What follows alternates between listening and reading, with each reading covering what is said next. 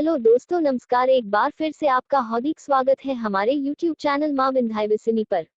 आज फिर से हम लाए हैं आपके लिए एक नई वीडियो। दोस्तों, आज हम आपको इस वीडियो में बताएंगे मेहर वाली माता माँ शारदा मंदिर के बारे में। यह माँ शारदा का मंदिर कहाँ है, कौन से जिले में है, यह मंदिर क्यों प्रसिद्ध है, सबसे पहले इस मंदिर की पूजा कौन करता है, पूरी जानकारी देंगे इस वीडियो में। तो आप हमारे साथ इस वीडियो में अंत तक बने रहे और वीडियो को पूरा देखें ताकि आपको पूरी जानकारी सही से प्राप्त हो सके। अगर आप हमारे चैनल पर पहली बार आए हैं तो हमारे चैनल को सब्सक्राइब कर दे और बेल आइकॉन को प्रेस कर दे ताकि सबसे पहले हमारी वीडियो की नोटिफिकेशन आपको मिले। तो आइए हम आपको बताते हैं मां शारदा के इस अद्भुत मंदिर के बारे में।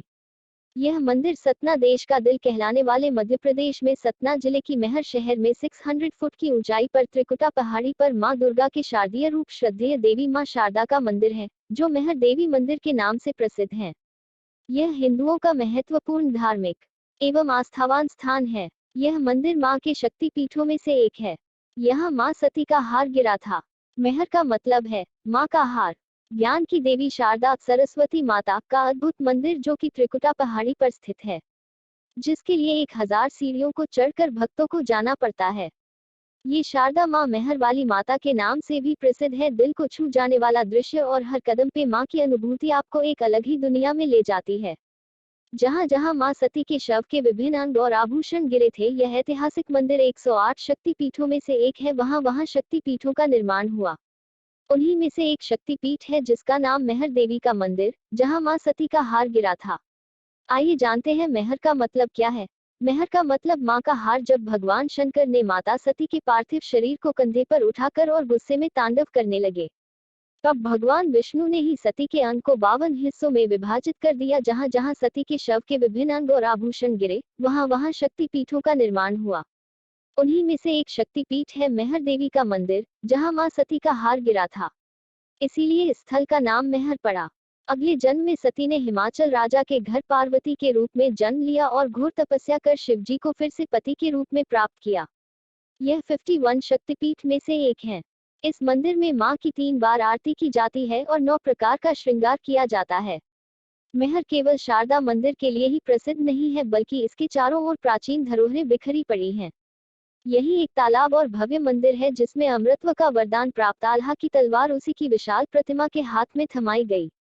तो आइए जानते हैं अब मेहर वाली शारदा माता के चमत्कार के बारे में। कैसे इस मंदिर की उत्पत्ति हुई, स्थापना हुई और ये मंदिर कैसे प्रसिद्ध हुई और चमत्कारी बनी। इस मंदिर की उत्पत्ति के पीछे एक बहुत ही प्राचीन पौराणिक कहानी है, जिसके अनुसार सम्राट दक्ष की पुत्री सती भगवान शिव से ब्याह करना चाहती थी, परंतु राजा दक्ष शिव को भगवान नहीं, भूतों और अघोरियों का साथी मानते थे और इस विवाह के विरोधी थे। फिर भी सती ने अपने पिता की इच्छा के खिलाफ भगवान शिव से ब्याह रचा लिया। कहानी के अनुसार एक बार राजा दक्ष ने बृहस्पति सर्व नामक यज्ञ रचाया। इस यज्ञ में ब्रह्मा, विष्णु, इंद्र और अन्य देवी देवताओं को भी आमंत्रित किया गया था, लेकिन जानबूझकर उन्होंने भगवान महादेव को नहीं बुलाया।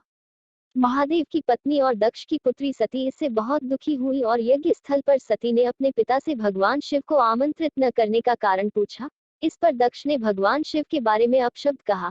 तब इस अपमान से पीड़ित होकर सती मौन होकर उत्तर दिशा की ओर मुख करके बैठ गई और भगवान शिव के चरणों में अपना ध्यान लगाकर योग मार्ग के द्वारा वायु तथा अग्नि तत्व को धारण करके अपने शरीर को अपने ही तेज से भस्म कर दिया। जब शिवजी को इस दुर्घटना का पता चला तो क्रोध से उनका तीसरा नेत्र खुल गया और यज्ञ का नाश हो गया।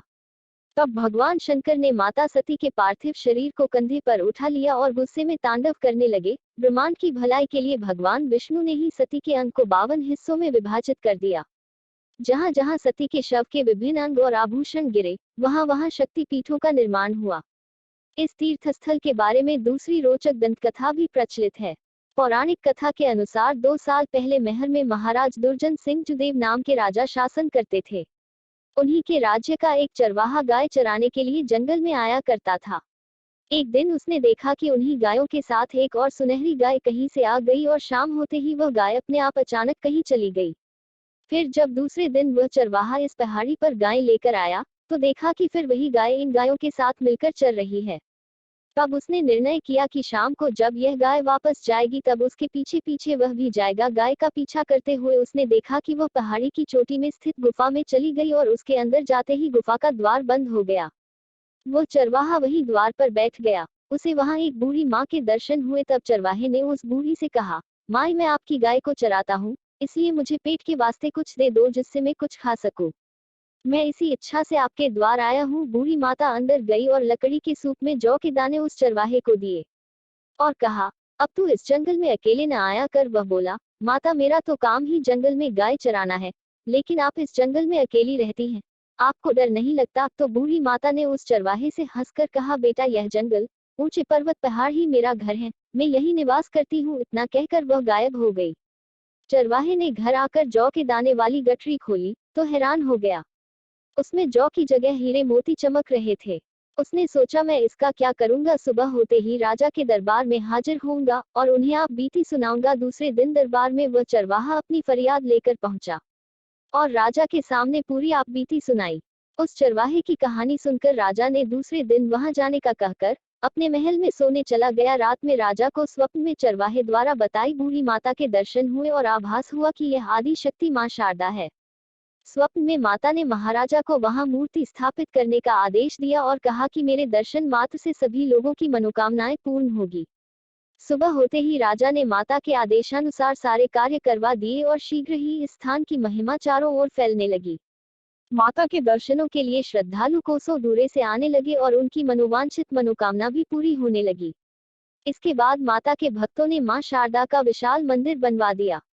आइए अब जानते हैं सबसे पहले कौन करता है माता की पूजा। इस धार्मिक स्थल के संदर्भ में एक अन्य दंत कथा भी प्रचलित है। परंपरा के मुताबिक दो वीर भाई आल्हा और उदल, जिन्होंने पृथ्वीराज चौहान के साथ युद्ध लड़ा था, वो भी शारदा माता के भक्त हुआ करते थे। इन्हीं दोनों ने सबसे पहले जंगलों के बीच शारदा देवी के इस मंदिर की खोज की थी। इसके बाद आल्हा ने इस मंदिर में 12 सालों तक तपस्या कर देवी को प्रसन्न किया था। यहीं पर मिला था आल्हा को अमृतत्व का वरदान। माता ने उन्हें अमृतत्व का आशीर्वाद दिया था।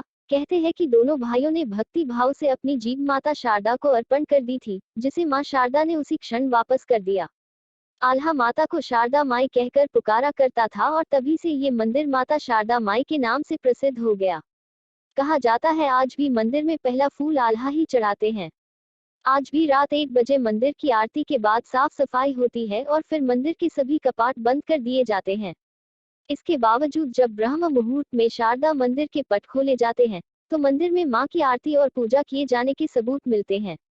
आज भी यही मान्यता है कि माता शारदा के दर्शन हर दिन सबसे पहले आल्हा और उदल ही करते हैं।